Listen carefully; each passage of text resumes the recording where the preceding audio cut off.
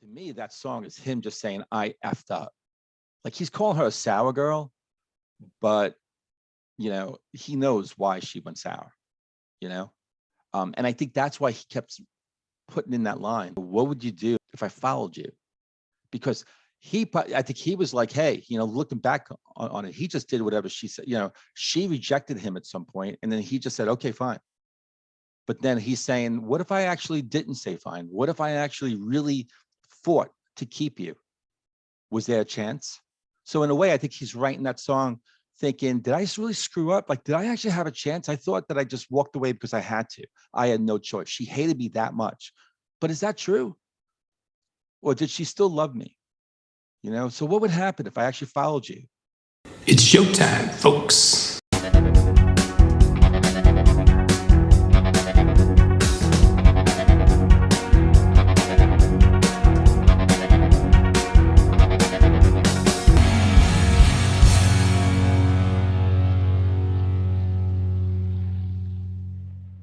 Hey, everyone, and welcome to another episode of Into the Music. My name is Greg, and my favorite reactor, sorry, Andy. My favorite reactor. Not available, so John's here instead. My favorite reactor is all of you guys. I'll be saying the same thing to Andy when I see him. No, how's it going, John? That is John. I love both of them equally. They're amazing. I'm so blessed to have them part of my channel. That's the truth. No joking around on that one. John, how you doing? Hanging in there? Yeah, I'm good. And do you know what? Both you and Andy, I tolerate you both equally as well. Yeah. Oh, that's so beautiful. No one's ever said anything so beautiful to me in my life. You know what would be beautiful? If everyone watching this right now, if they hit the like button and they subscribe, that'd be pretty cool. Because I think we're going to give them a major show, like that German guy, the Hamburger, something like that, where the Beatles were like, it was that guy, Klaus or something, like, make show. He would always yell to the Beatles. So you and I are going to make show tonight. All right. I'm going to give you a really good song, I think. But I think, well, you tell me, but I think it might be a band, from what I know about you, might be a band that you're not thrilled with, or you don't really know, or might be a combination of the both. But Stone Temple Pilots. Yeah, this is a weird one. I don't really know them at all, and I don't know why I don't. Do you know what I mean? There's no. Okay. I guess somewhere thought, no, I'm not going to bother. Ages ago, and I've just never really checked them out. And I know they're hugely popular and well respected. Yeah. But yeah, I've never given them the time of day, and it's not like I've decided I don't want it. It's never happened. They came out in the days of Pearl Jam, and a little bit after Nirvana, but Pearl Jam, and they got tagged with that whole grunge thing. I think some of their songs, you can get that grunge sound, but they were, I think they were this unique band that they kind of like, they could sort of change spots and colors, depending on their moods. They just weren't stuck in one particular sort of, bubble of this is your genre. So, and I thought that's what really made them interesting. I think that's what made them sort of hit and miss for me too, which is cool. I don't need to love everything, but when they hit for me, they really hit. So there's this song called Sour Girl, and I would love for you to give it a listen and let me know what you think. They will do.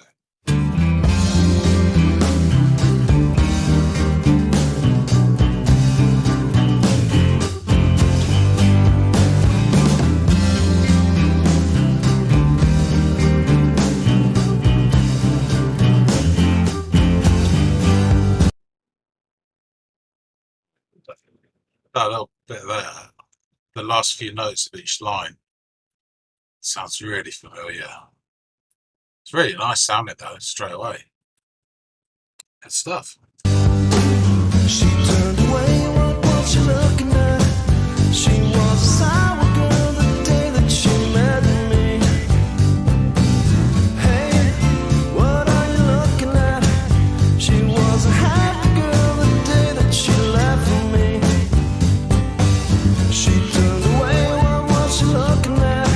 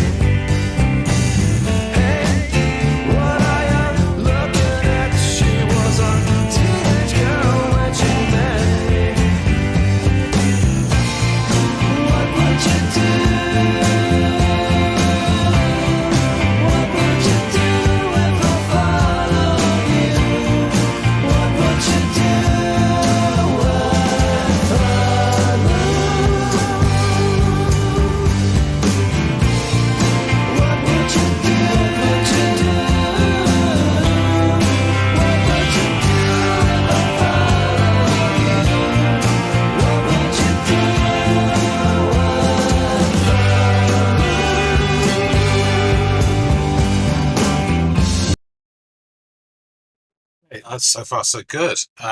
Interesting first and second verses. The sort of duality. Sour when the day she met me, and she's a happy girl the day she left me. I guess you could read into that two different things. Either she wasn't great when she met him and he made her life better, or she's just happy because she's left him. Doesn't, read either one into that.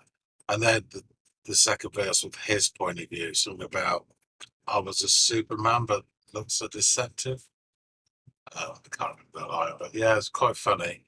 That bit where what would you do if I followed you? I don't know. You could really tell that's a creepy line. I don't know, but that overall, the sound of that, the style of that, it's quite. It's really familiar again. Not what they did there, but the way they did it. It sounds late 70s. It sounds like someone I know. I can't for the life of me think because that's going to bug me. It's really nice though, really nice. And then there's it again, and even more sort of background vocals, propping them up. Yeah, this is good stuff, and it's interesting. Onwards.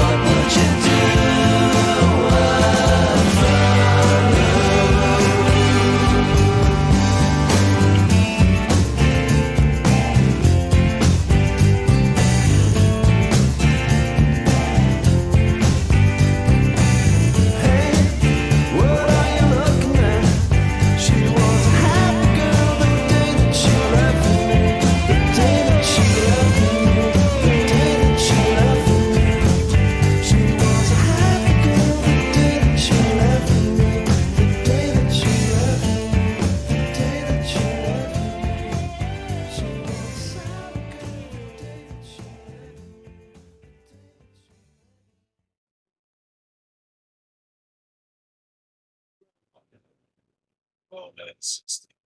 That whizzed by. I was waiting for another verse and chorus there. Totally got wrapped up in it. Yeah, that was really enjoyable actually. Don't know what I expected, but it wasn't that. That was a really good song.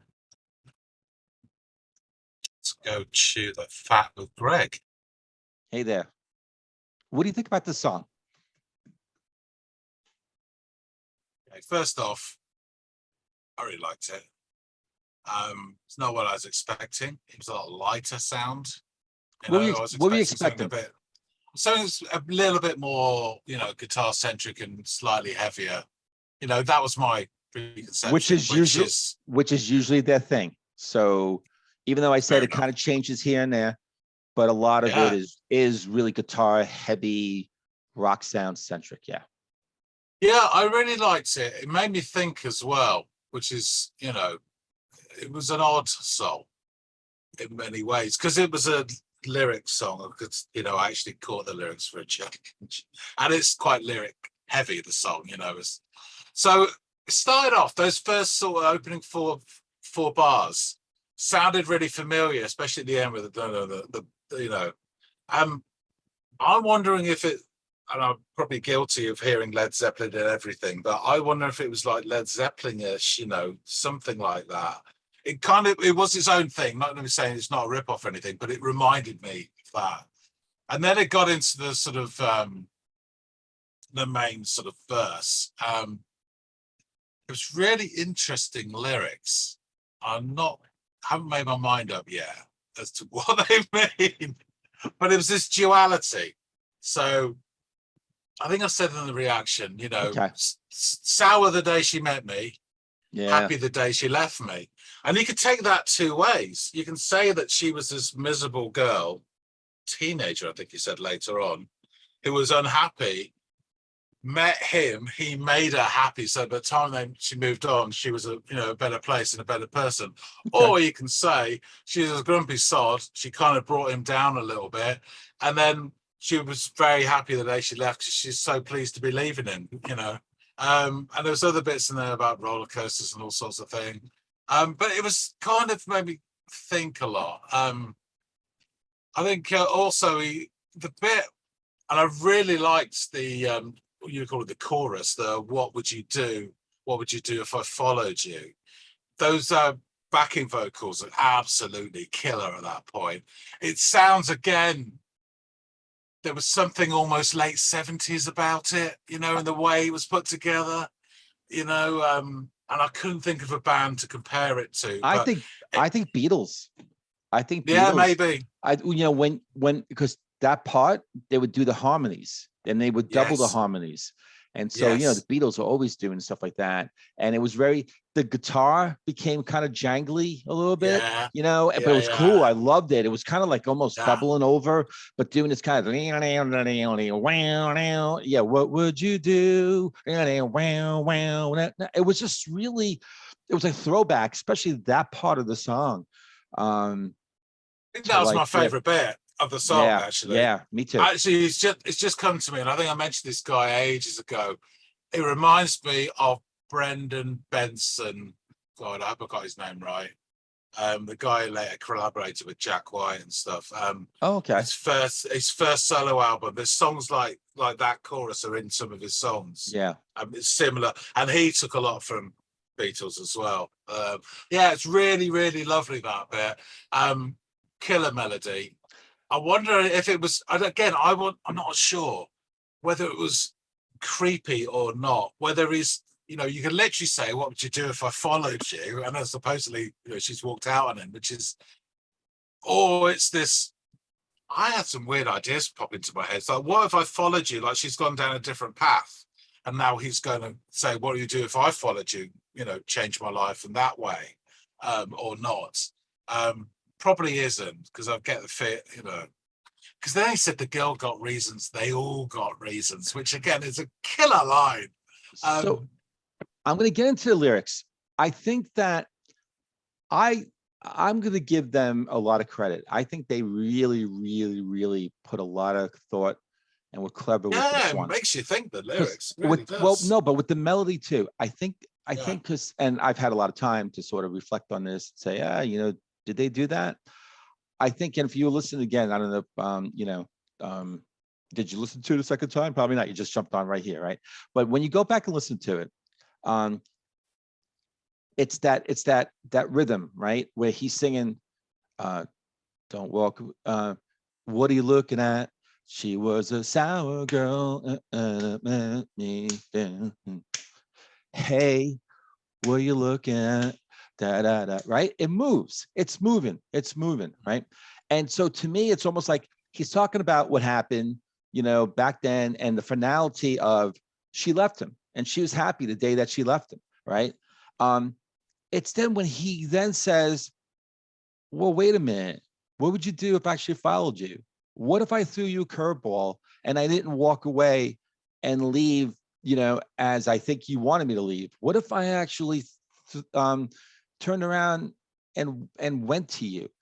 And to me, that's a whole change, because now he's kind of reflecting back. He's almost talking to her, and I love how if all of a sudden that gets a little bit loopy or something. It doesn't move as much, it's kind of hanging, It's very different. Yeah. I just love the way they just did that, it's two different parts of the song, he's singing about what happened and it's final, but then he's like, hey, wait a minute, what if I followed you? What would you do?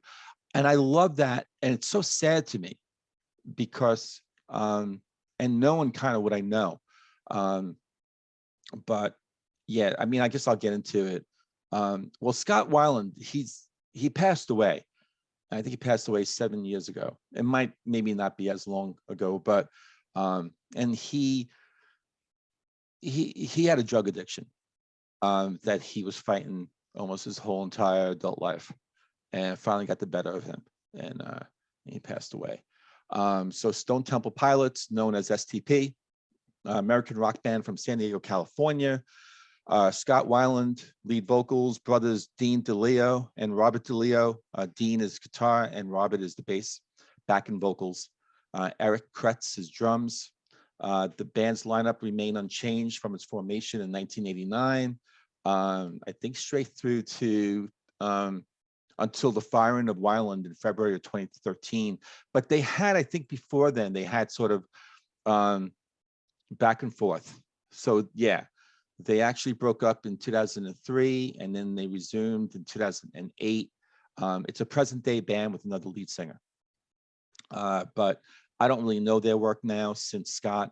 I've really only known their music when Scott was the lead singer. Scott had an amazing voice. And so, yeah, like I said, he passed away. I believe if I just go over his name here, Scott, it'll give me, he passed away in 2015. Yeah, 7 years ago. So what happened is that, and then he also went to a supergroup called Velvet Revolver after Stone Temple Pilots, 2003 to 2008. That was before he went back to the Stone Temple Pilots, and then it was the final thing. And then he had a couple hits with them, but again, that situation deteriorated with Velvet Revolver again because of the drugs. The drugs was the overlying thing.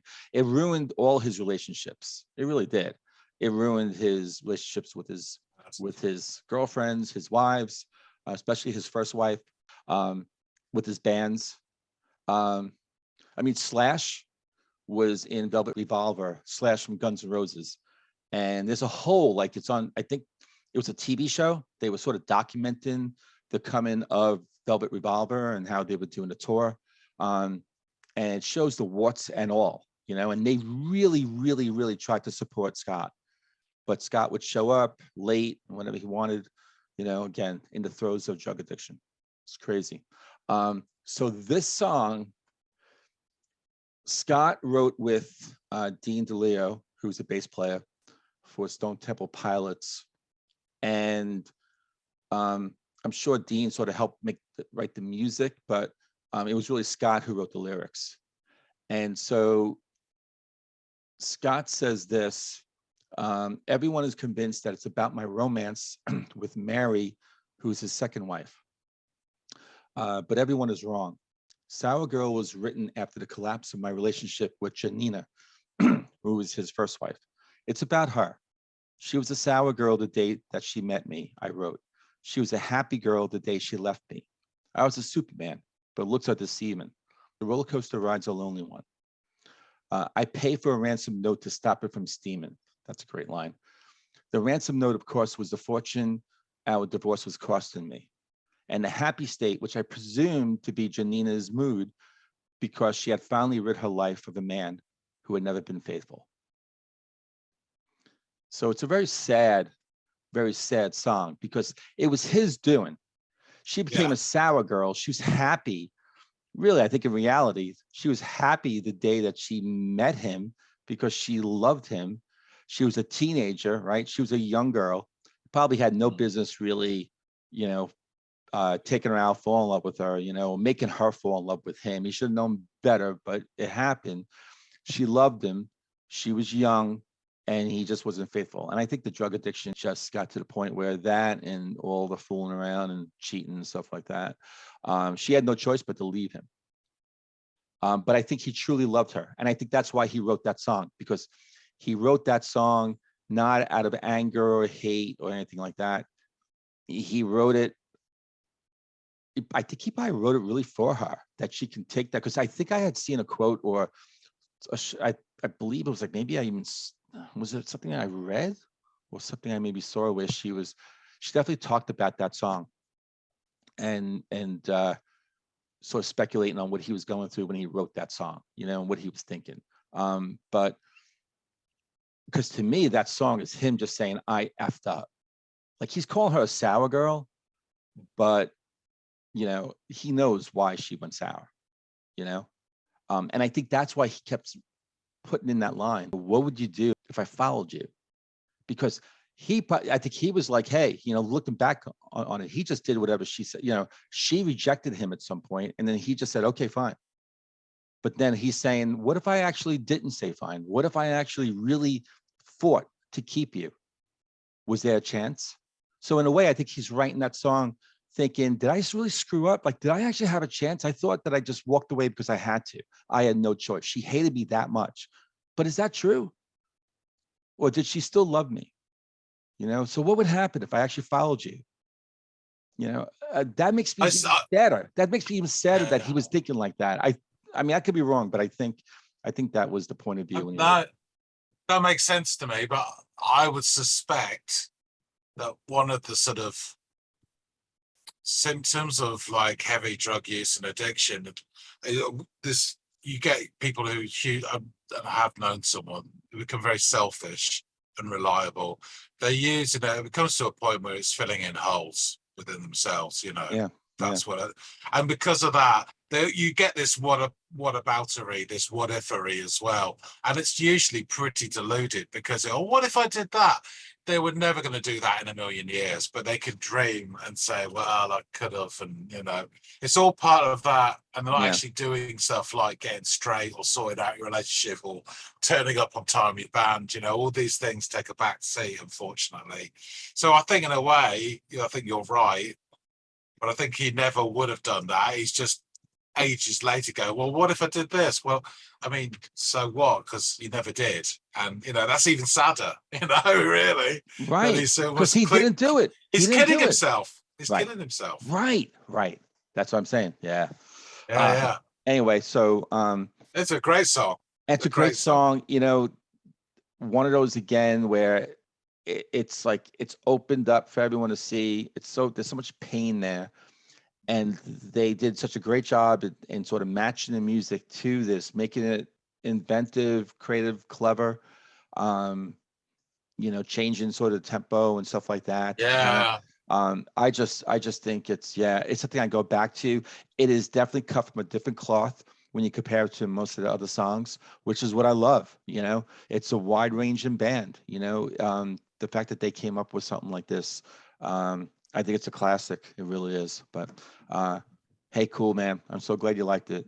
And so I'm going to take us out and say, John, you have a good rest of the night. And to everyone out there, again, hit like, subscribe. That'd be really cool. Definitely like it if you like the song, and like what we had to say about it. And we'll see all of you on the next episode of Into the Music.